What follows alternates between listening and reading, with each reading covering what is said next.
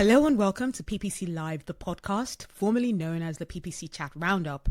My name is Anu, the founder of PPC Live, and if you're used to hearing advice from PPC experts about how to ensure that we're keeping up with the ever-changing landscape, don't worry, you are still in the right place. But instead of relaying what the PPC experts are saying, I'm going to be bringing the PPC experts to you. Every week, I'm going to be speaking to a different PPC expert about their biggest F-up, also how they have turned things around. We'll share what has been disappointing, what has been surprising, people who have been supportive along the way, and what are our biggest takeaways from these kinds of mistakes.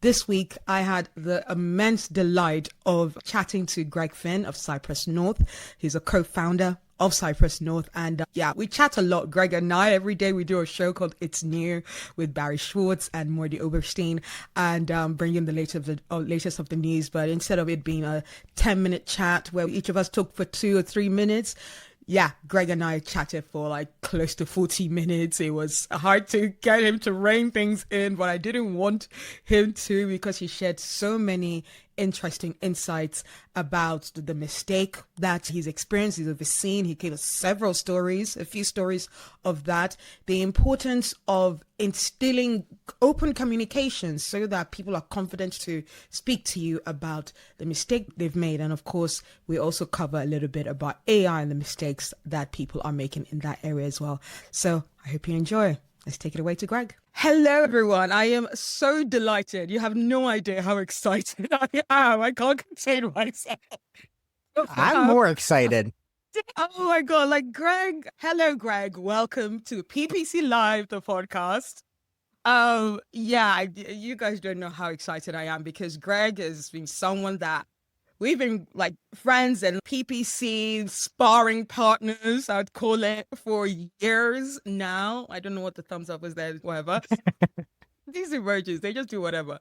And Greg and I have known each other for years now, since when? Pre-COVID years even. Like we're talking... Oh, 100%. Yeah, probably like 2016, 17, something like that. Yeah. I'd assume. Yeah, that's... I can look it up if you want. You're good at that. You're good at the research kind of thing, always getting the details. Like back on Twitter, when Twitter was a thing and it wasn't a dumpster flyer of like nonsense.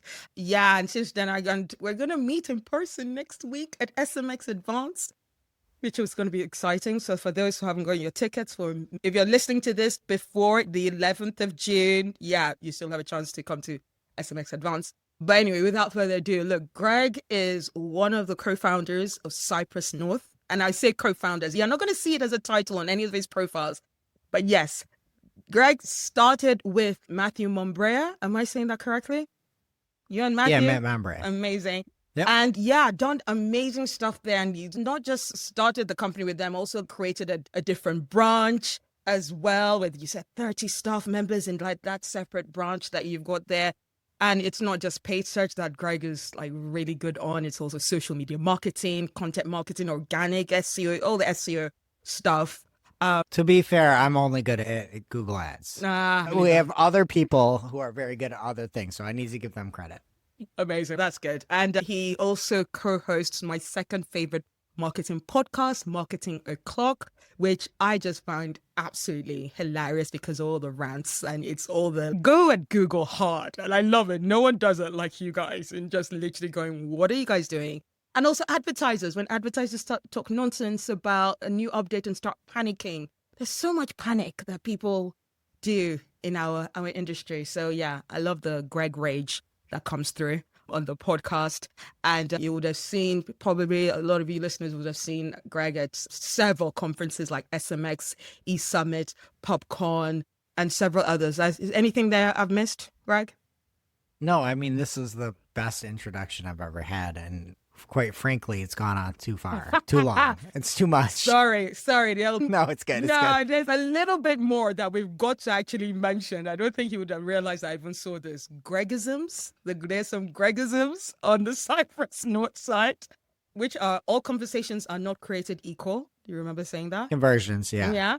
No, all conversions. Sorry. It's written there. I read it wrong. Build on your own real estate. I love that. The average position. Sorry, what's my screen doing? I don't even know what these are. The Gregisms, don't you know the Gregisms on the Yeah, side? yeah, Yeah. no, Yeah, all conversions are not created equal. The average position doesn't lie, like Shakira says. Like, see, the thing is, like, we do training, we do a lot of training at our company, yeah, and I just like spout off and try to make it fun because nice. I feel like you don't really learn as much unless it's fun. Yeah, So I don't know why I said that doesn't lie like Shakira, but that sounds like something I got upset. of course. The one I actually would love to talk about, all conversions are not created equal. So what do you mean by that? Can you dig deep into that one? What do you mean by all conversions not created equal? I think it's one of the things that a lot of people get wrong. Honestly, is when folks come to us, they have a website for a reason, and it's not just to do something; it's to get an outcome that they're looking for. So when we are auditing accounts and when we're looking at everything that's going on, a lot of people are focusing on things that might not necessarily matter to the business, but it's listed as a conversion. And when you are giving these platforms these signals, it's like you want to give them the right ones, right? Yeah. So are you looking for just leads? Probably not. You're probably looking for customer, And so like, how do you figure out, can we sync our CRM system up to Google Ads so that we're not just driving leads, we're not just setting up a newsletter or something like that, sign up, but really getting them to do the thing that we want them to do. Yeah. So like obviously like a sales qualified lead is vastly more important than just a lead that came from a PMax app, placement. So I think that's one thing that honestly is the number one thing that people get wrong within advertising is they're optimizing towards things that aren't necessarily moving the needle on business. Yeah. It's they're just hitting numbers and metrics, but not impacting business. I'd rather have one sales qualified lead than 100 junk leads from a display campaign. Absolutely. It's all about the qualified leads. And Shep, your lovely co-host, I saw this great talk that she did at SMX London where the talk was about trying to optimize towards leads. And she clarified it's about trying to optimize towards qualified leads, quality leads. It's not just any lead will do, because that's when, the guys at the customer service are getting so frustrated because they're like, all of these leads are nonsense. Why are we not closing them? Why is the lead to converting to a customer very bad? Because you're not optimizing towards a proper lead. Would you say? Yeah, and if you are one of those people that you were speaking to earlier about being at SMX, she's doing another presentation, I would say arguably better, and you should check it out because it would talk about that quite a bit in her presentation as well in SMX Advanced in June. Amazing. All right, let's get to the meat of this episode. We are here to talk about F-ups that we've experienced and the triumphs and the learnings and how we've turned it around and turned those mistakes into winning clients. Take it away. What F-up do you want to share with us today? So this is kind of sad. I don't have crazy ones, but I'll go with one when I first got into the industry that I experienced. It was for a Halloween costume company. And this was like back in the day. I don't even think AdWords was launched yet, but it was using Microsoft Overture, which is now Microsoft Advertising. Right. Wow. And so, yeah, so it was crazy. But I came in as like a basically digital marketing support because we didn't have enough people at the time. And one of the managers for this Halloween costume company had spent the monthly budget as the daily budget. Oh my God. And so instead of like $30,000 in a month, they spent like $300,000. I was not high enough like up in the ranks to know exactly what happened with that, but I believe there's a whole lot of credit going out. I believe they had talked to Microsoft at the time and gotten some credits back. Yeah. And then there was a whole lot of like future credit, like work that had to be done. But that one like wasn't me. I was like so new. It was probably 2006 or so. But that was probably the biggest one. So I just wanted to put that out there that some people have messed around and put like the monthly budget as like a daily budget. And there's really like no coming back from that. Yeah. And it's also like when you do that, you are not paying attention to what's happening in the accounts. Like you're just, and no offense to the person very nice man who was doing this at the time. But like, you're just not paying attention, Yeah. you know? Like I jumped in here. I'm like, well, this is like way more than we're supposed to. Yeah. And they're like, yeah. So Oh, God. it was a whole lot of like future credit that had to be paid back. And I think they got like 50% of the spend like erased for some reason. Oh, wow. But the biggest mess up that I've had I'm calling it me because it's associated with me. We had a manager who was basically doing the Google to Microsoft export and import. And when you do that, it can be a little bit tricky. And one of the uploads ended up getting into a different account. Oh. So it was putting in like landing pages and like final URLs, all that stuff. And somehow it made it into like the wrong stuff, made it into another advertiser's account. And it was probably on for like maybe 2 or 3 days, I would say, until it started like spending and we caught it. But that was a big deal because, you know, you are taking a client that you have and it is sending to a completely different company and URL and everything like that because the export just didn't go into that account. And that's what it used to be hard back in the day. So this is probably like 6 years ago, I'd say. And so, yeah, so we were trying to import into one account and somehow it made it into a different account and started spending on the advertiser's behalf on that account. Oh, Lord. But it was the same advertiser in both accounts, or was it like, but just wrong account? Different. Yep. So it was a different advertiser's budget that was being spent for another account. But yeah, so we're uploading into Microsoft, and let's say it's company A, which is a sneaker company. Yeah. And somehow, you know, company B, a manager had put it in, and let's say it's a concrete company. Yeah. The concrete ads were showing in the sneaker ads. Oh, no. Oh, no. For the different URL. Okay, yeah. So let's tease out that story. Who found the mistake? The manager did, who uploaded it. Okay. At the time. So he caught it straight away. He caught it, yep. Okay. And what did he do? He was panicked. He came to me and he said, I made a mistake. This happened. And here's where it is. Everything's turned off. Everything's paused. Yeah. And it's totally my fault, which is my fault because that's you have to like own everything, you know? Yeah. And he just came to me and he let me know and was pretty worried. Yeah, I would say. Yeah, no, of course. Because what in these episodes that I really like to do for our listeners is, because some of them might have gone through this, some of them may go through this because life happens and stress happens, and then that can feed into work and you make a mess up. And the whole do's and don'ts of what to do and what not to do. So in this kind of situation, it sounded like the manager who's found it did the right thing. Is there anything you remember that you're like, he did, well, apart from the mistake itself, but out in the process that you were like, you wouldn't have suggested, you wouldn't have advised that he approach it that way? No, I mean, I think he did everything you should do. Okay. You're right. Like, we're humans, we make mistakes, and it was a mistake. So, you know, he turned everything off immediately, went through, got all the data as to how much was spent. It wasn't, you know, absurd or anything like that. And brought everything to me and said, this is what happened. This is what I did. And it's off, but I want you to know that. So, I mean, it was a 10 out of 10 response, in my opinion. Fantastic. That sounds great.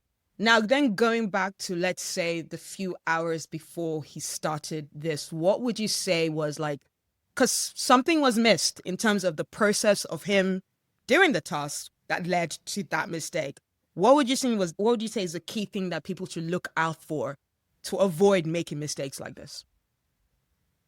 Yeah, and I just want to make sure everybody understands mistakes happen. Yeah. Like, that happens, and that is like totally fine. You know, like, my biggest thing is if somebody's intent is good and they're trying to do the right thing, like, everything else is secondary. You know, the primary thing is your intent. Are you trying? Did you set up an experiment? Did you set up a campaign that you think might actually help the client? Yeah. And did it not work? That's fine. The intent is great. Yeah. You know, like, so I'm an intent person. And I'm also like, what's the tangible takeaway or like key learning moment from it? Yeah. So we changed our Microsoft upload process. We built new elements to take from Google and upload to Microsoft from there, right? Like that. I think that's another thing. When you make mistakes, and this is like, I have 2 10-year-old kids. I'm like, you guys, you need to make mistakes in life. It's fine. I'm like a soccer coach. It's like, you need to make mistakes. It's part of it. But like, what is key learning you take away from it? So we changed our Microsoft upload policy, Right. and we made a new like spreadsheet, and we have like a new check boxes and things like that people need to do. I mean, you could look at it as like it's earth shattering, but the person wasn't trying to do anything like with ill intent or anything like that. So no, absolutely. And that's why the name of this podcast is the PPC Live, the podcast, the F-ups that turned into triumphs, because that is what it's all about. Mistakes can be rectified. Mistakes, you learn from it. I think a previous episode, someone said something very important, that in fact, if you're like a seasoned digital marketer and you say that you've never made a mistake, you've probably actually not pushed the boundaries hard enough. You've not tested actually enough. You might not actually have done enough, because the testings and the things going wrong is where you get your biggest learnings, is where you then realize what processes need to be in place. Because yeah, and everybody makes mistakes. If you say you don't make mistakes, you're just a liar. I'm sorry. Like, I make mistakes every day. Like, not every day anymore, but like, no, I'm like, oh, I forgot a birthday party. It was this, you know, like, people make mistakes. It's part of life. No, absolutely. No, I hope that we don't even really need to reiterate that, because that's why we're talking about it. That's why we hope that more people talk about it, so that you help others learn into what to put into place. But yeah, so I know you said several of these already. What's one big takeaway from this story that you want people to take before we move on to another story? What's your biggest point to take away? Yeah, I mean, I think especially in like the agency realm, everybody's trying to be like perfect on things, and just because you like, so for that example that I was talking about, that manager went through, got every single cent that was spent, and it wasn't crazy. It might have been like I don't know, like $8,000 or something, because it was only on for a few days. And so what we did immediately is get every single element, made it into a spreadsheet, showed exactly what was happening, screenshots of like the account and everything, and said, hey, we're paying you back 8,000 to the cent. Wow. And saying, and owning it, right? It's like, so in that case, yeah, it's a mistake, but we're getting out ahead of it and saying, this happened. Here's the refund back. We apologize. This was a mistake. There's nothing else. Everything else is still running fantastically, but we want to be transparent with it. And that's something that I feel like a lot of people just like shove under the rug. You know what I mean? And they're like, oh, this happened. We're just going to hide it. And it's like, no, don't do that. Yeah. And in this case, like, okay, here's every cent you have back. We're alerting you to this before you would ever even know of it. And you already have the money like back, which is a big deal. Yeah. Like, you know, and I feel like so many people try to like just hide things, and it's not the right way to live. In my opinion, is like, I mess up a lot and I tell people that, and again, not in ads, but just in general life. In life, we do. And it's like, you know, like, I feel like not hiding things is a big deal, because everybody's made mistakes. You might have like a keyword in there, or you might have optimized targeting turned on in a remarketing campaign. It's not really remarketing, which we've seen as well. One time we had a huge spend in optimized targeting, and we looked at it, figured out what was actually remarketing, was optimized targeting, let people know up front, and then refund them. And that's like a big deal. And a lot of people just, and clients and companies just don't do that, which is, I think, a learning thing, right? Like, how do you gain more trust? How do you build better relationships? And by trying to hide your mistakes, no, you should own your mistakes. Absolutely. You even answered a question that I was about to ask next, and we can tease out this answer a bit more in terms of whether in our industry you actually see, because you're on the social media and seeing like people talk about their accounts and everything. Do we talk about our failings, our mistakes enough? I'd say yes. No, we No. don't. Everything that we have, it's like social media. You look at some of these people, everybody's absolutely perfect. Everybody's the best in the absolute world. Yeah. Nobody's ever, done anything wrong. No. I don't know if you want to like amplify that stuff, but I do think it's good to like really like ask questions, talk about things, engage in things, and not. I think it's a big problem where a lot of people think that like the way to win, I guess, is being like some super smart, super slick, like, hey, I'm like a god type thing. Yeah. And it's, if you listen to our podcast, that's not the way that we are. No. And honestly, like we probably talk more on Marketing Clock about other people and doing really good stuff. Like every now and then we'll talk about ourselves, but it's rare. And that was sort of like our thought process is let's find people who are doing good work. Let's amplify those companies that do good work and that are good agencies that people might want to hire or good marketers, and just like bring them up. I feel like it's a big thing where everybody out there is presenting themselves as, flawless, and nobody is. No. Is it, do you think, or is there something like management can do to encourage that? Because I do feel like sometimes you work in a company and you from the higher ups, they're only talking about the good that, we're doing, and they're always shouted about, make sure we shout about the good. What could managers do to actually encourage mistakes to be shared? Because clearly that manager that made that mistake felt comfortable and confident enough to come to you and say that, hey, Greg, I've made this error. And that's not something that there's a mistake. I'm sure that's something you've nurtured. So what's your advice to like managers to get their staff to be more confident to talk about where they've messed up so that they can turn it around?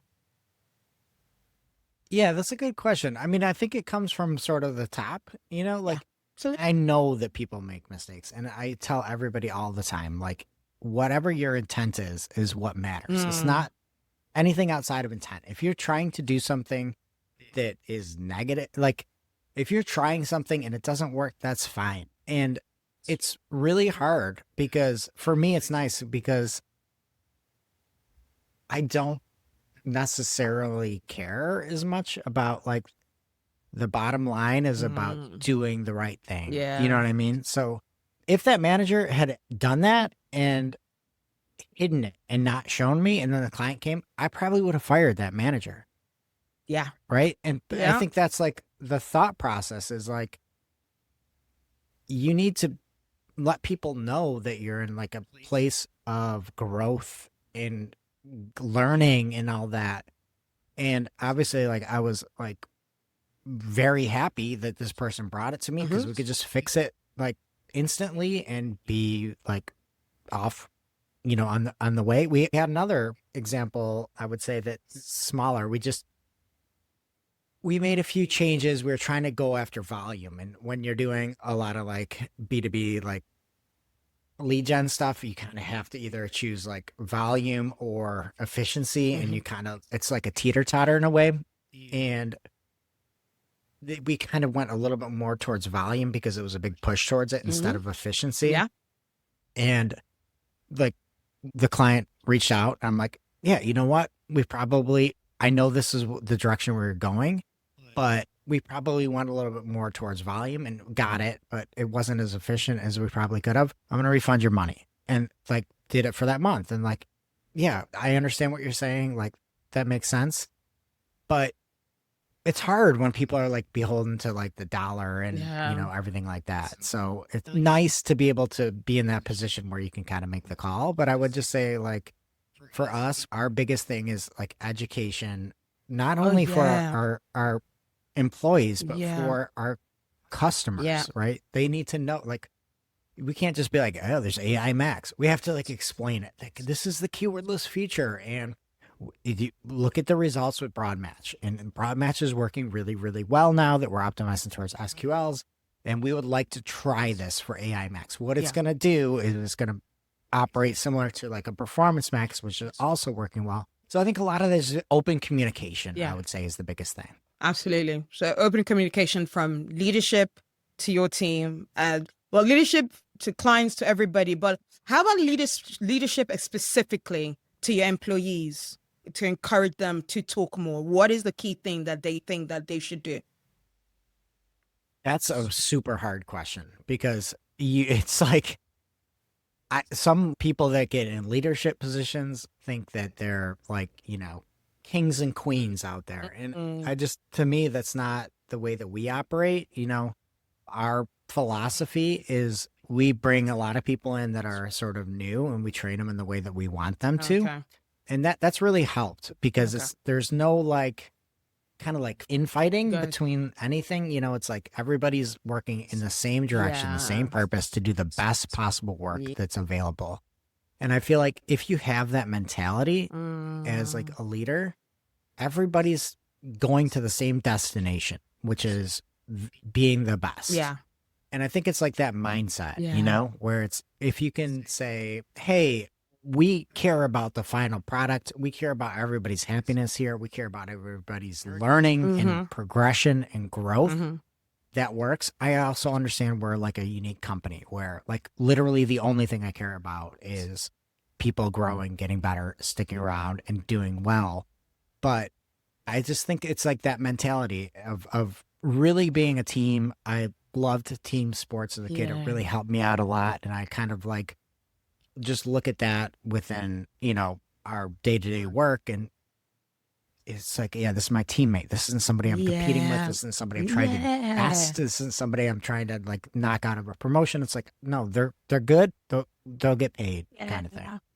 This really should be the blueprint for how really most agencies should work. This shouldn't sound like rocket science. This shouldn't sound, oh my God, I can't believe we can do it that way. Or we should do it that way and we'll still succeed. Because you guys are succeeding with this mindset, with this culture that you guys have built in the company, I'd say, for sure. Yeah, we're doing great. We're doing great. We've got one of the strongest teams that we've had in a long time. That one company I alluded to first, I was probably 21. 22 maybe when I was there in like 2005, and we had the best team. We had the best team ever, and we had like Gene and Chris, all these people that were like amazing, and they treated everybody so badly at this company. I'm like, why aren't you keeping, like, you've got this like Avengers team Wow. here, and like they kind of just like let everybody go, and then they were just not being, and I'm like, what if you just like leaned in to these amazing people that it's like, it's not the name, on the sign door, outside. It's the people, Yeah. And so like, I've been sort of obsessed with that and like finding all these like, Shep and Jess and Maggie and all these people and like Julia, we've just got so many amazing people. And it's like, I feel like that's something that, I don't know, it's hard for companies to like look at that, I don't know why. As you were saying that sentence, even my brain did not see. It was a bit of, those who are going to listen to this episode and look at the video of it, you'll see how my facial expression really switched when you were like, oh, we had these good people and they were treated so badly. And my brain just almost melted. I was like, wait, what? You had really good people and you treat the really good people badly. Yeah. That doesn't make sense to me. Mind-boggling. It's like, and that's one thing to your point, like how do managers like, or how do companies like instill that is it's not just like a revenue generating, like you can't just look at people like that. It's something that we take a ton of pride in. Most of our people start and then like move up the ladder. Like Shep is probably one of the best demand gen, lead gen, B2B people that I know. She was selling like promotional items before and has been with us for like 6+ years. And it is like, you can't stop that person. And it's like, okay, how do you just feed that person and keep them going, and hitting their goals and hitting their needs and all that, instead of like, oh, they have X experience and it's not as much. It's like, no, that's not it. It's way different than what you think it is just looking at a piece of paper. Yeah. You can't judge anything like that. No, absolutely. I love that. We could talk about that for ages, but yeah, I'd like making this episode short and sweet so that people are excited for the next one. So Sorry. You can't make one short and sweet with me. I'm sorry. I know. It's fine. We'll love it. We'll love it. We'll do little to no editing for this one. But I do want to, let's do a little bit of a tangent too. We're still talking about mistakes and still talking about F-ups that you see and want to get into. We can never over talk about AI. It keeps rolling with all the new updates, especially after GML. And I'd like to hear what F-up you've seen of how clients or maybe a brand or maybe another agency are using AI as the solution. And you're literally going, that is not what AI is for. I think AI is great. Maybe not for human civilization, let's say, but great for getting things done, obviously. But I also think like at this point in time, you can really tell what AI is. Like you can see a lot of these images that people are making, a lot of these long LinkedIn posts that are out there that are essays that you've never seen people like write before. I skip right past those. I look at some of the images that, again, they're maybe like a 4 out of 10 and they're terrible. I skip past those. And I think when you have a paragraph and every word in the paragraph is bold, that nothing is bold. Yeah. And so I think that's an opportunity now. Will AI get better? Yes. ChatGPT's image creation tools is very good. I don't think it's great, but it's very good. And we have a designer on staff. We're hiring another one. We're interviewing and looking for that because AI can help assist on a lot of things, but I feel like people that are just using it to be the end all like product, you're just not going to stand out. So I think that's something where when everybody's like zigging in one direction, how do you dag and really try to make sure that your stuff looks the best? Absolutely. Do you think anyone is using AI? What's your examples of times you've gone, oh, I know this is AI, but that's been done good? Yeah, I think when it's not the entire meal, right? If you have an element where it's, okay, I'm going to create Barry Schwartz, his head, something like that. And then I'm going to make this kind of weird thing and then send it to our designer and have it like actually look good. I think that's awesome. I think on the tech side of things, people just see it as being easy. And that's the thing that scares me the most. Like when I make LinkedIn posts, sometimes I misspell one of the first words in there because I want people to know it's not AI. When I write a blog post, there is absolutely zero AI that goes into it. I just write. And I think I try to bring my tone out and everything like that and really represent that. Even with any LinkedIn post, I just don't use AI for that stuff because to me, that's my voice. And it's, okay, what is it going to do? Save me 2 minutes? All right, I'll just type it out. I think it's when it's like an assist is when it works really well. When you're saying, oh, what is this framework that I need to go for? We just hired another content writer too. I can't think of a worse world where all we're doing is reading what computers are typing to each other. Yeah. Do you know what I'm saying? Like, I feel like it's a unique time to make sure your brand has a voice, that, you know, you're catering to the customer. And I know like people are like, Duolingo just fired like their whole social team that helped turn them into the most popular app, and everybody's like revolting against it. We can use AI. It's like, oh, that's not how you got here. Yeah. You got to the top by having a creative staff, and now you just think you can just run everything through a prompt and still have the same results. It's like, that could happen. That's probably 5 years away, maybe 4 years away. Yeah, no, amazing. I love that you brought that Duolingo case study because that is a story people are going to look at and to use to in terms of how to do things. And yeah, I think they got that wrong as well. I think I got that really wrong. And I've listened to other podcasts that have mentioned it and gone, how can you say you want to be AI first if that's what your customers want to hear?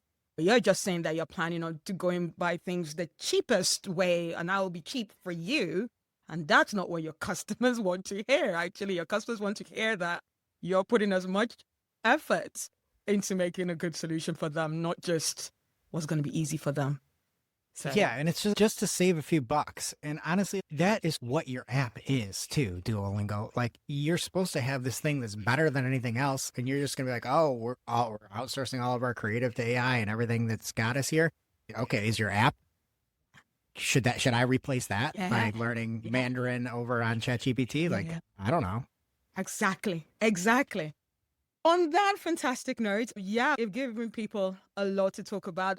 Greg, we'll get you back on the podcast at some point in the future. If I'm ever stuck for guests, you're the person I'm going to call on. So you can expect that. I guarantee I'm going to make some mistakes here soon. So I'll have plenty of content. Absolutely. We'll get to the 2025 mistakes that we made for next year. Oh, that'll be great. Before you go, I have this fun question I like asking all guests. If your career was a movie, what would be the title? That's a great question. I probably should have thought ahead of time about this, but I'm just going to go and I'm going to go Die Hard. Oh, I've never even seen the movie, but I feel like that title, I've never seen it. You have never? I've seen parts of it. I've seen Hans Gruber. I've seen some parts. I've seen him crawling through the thing. I just think like that's a great way to really try to like have that mindset of every single day we get different challenges and different obstacles and things that we've never seen. We'll get new bidding types and all of that stuff. And I think it's just one of those things where you can look at it and see all these changes in a really negative light, but it's also reality. Yeah. And if you look at that and say, all right, I've got this challenge, I'm going to go through it and I'm going to make it out to the end. I'm going to figure these things out. Like whether it's ChatGPT ads next year, like I'm actually really excited for that. And I'm not just going to roll over and be like, oh, I'm just good at Google Ads. No, I'm going to be really good at ChatGPT ads and I'm excited and I'm not just going to roll over. Yeah. So I'll go Die Hard or maybe Dumb and Dumber. You ruined it. You should have left it with Die Hard. Honestly, Greg. No, I'm just joking. We'll leave it with Die Hard. Greg, where can people find you? We have a podcast where we recap the news every week. It comes out on Monday now. It's called Marketing O'Clock. Try to put in some humor, edutainment. I feel like that's like a core here at Cypress North is always just having fun. And I feel like things stick with you longer and you are more apt to take on different things. So we try to have a good time. Also give tangible takeaways while like covering the news. And we also cover some things like things we learned and what was working well and what wasn't on the show. Really proud of the show. It's a ton of work, but it's a great time. Amazing. And you can find all of Greg's mistakeful LinkedIn posts where he does lots of errors and grammar errors on LinkedIn as well. You should find him there. Read it. I love it. Thank you so much for joining PPC Live, the podcast. And bye for now. Thanks so much for having me. Pleasure. Thank you so much, Greg, for sharing that very honest and transparent experience. And it's just so insightful to see how some companies are willing to just get away with treating their employees so badly. Sometimes you hear agencies have such a high turnover and you're like, oh, what's going on? And it could really be as simple as the employees are being treated badly and they want something better. That was such a great insight to have. And remember, it's really important that you treat your employees properly. It's really important that we're open in terms of communicating about issues that have gone wrong. And everyone makes mistakes. As Greg said there multiple times, everyone makes mistakes. So don't be afraid to speak about it so that you learn a bit from it and do better for the future in terms of processes and how to just do things in generally. For all the information and the full transcript of that fantastic chat, just go to podcast.ppc.live. An update about PPC Live as well. Not only do we have the Leeds event happening in June, on June the 26th, I've also released some pre-event details because we've not really quite hunkered down on our location or the speakers for PPC Live 18 that's happening in London.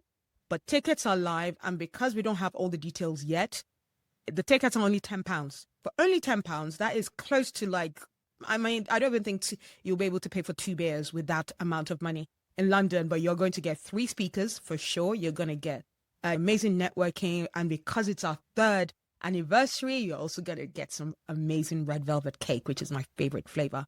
I hope you can, meet us there. Just go to bit.ly/PPC